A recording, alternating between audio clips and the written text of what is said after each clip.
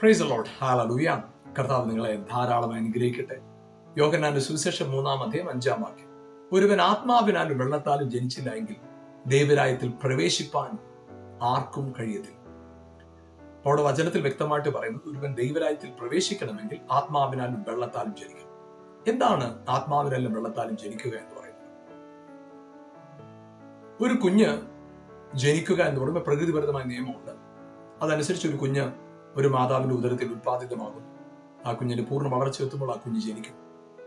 എന്നാൽ ആത്മാവിൽ ജനിക്കുക എന്ന് പറയുന്നത് എന്തെങ്കിലും ഒരു പ്രക്രിയയല്ല, അത് ഒരുവന്റെ അകത്തുണ്ടാകുന്ന തിരിച്ചറിവ്. അതായത് ആത്മാവിനെ പ്രാപിച്ചു എന്ന് പറയുന്നത്, ആത്മാവ് അവനിൽ ഉണ്ടെന്നുള്ള തിരിച്ചറിവ് എന്ന് പറയുന്നത് രണ്ടും രണ്ടാണ്. അത് നമുക്ക് വേണ്ടത് പ്രാപിക്കുകയല്ല, തിരിച്ചറിയുകയാണ് വേണ്ടത്. കർത്താവിന്റെ ആത്മാവ് എന്റെ അകത്തുണ്ട് എന്നുള്ള തിരിച്ചറിവാണ് ഒരുവനെ വീണ്ടും ജനനത്തിലേക്ക് പ്രവേശിപ്പിക്കുന്നത്. ഒരുവന്റെ വീണ്ടും ജനനത്തിന്റെ ആധാരം അവന്റെ അകത്ത് പരിശുദ്ധാത്മ വസിക്കുന്നു എന്ന തിരിച്ചറിവാണ്. പ്രിയപ്പെട്ടവർ, നമ്മുടെ ജീവിതത്തിനകത്ത് വീണ്ടും ജനനം പ്രാപിച്ചവരാകാനായിട്ട് ഹല്ലേലൂയ പരിശുദ്ധാത്മാവ് നിങ്ങളുടെ ഉള്ളിലുണ്ട് എന്ന് നിങ്ങൾ തിരിച്ചറിയാം. നിങ്ങളുടെ ജീവിതത്തിന്റെ സാഹചര്യം എന്തുമാകട്ടെ, പരിശുദ്ധാത്മാവ് നിങ്ങളിലുണ്ട് എന്ന് നിങ്ങൾ തിരിച്ചറിയുക.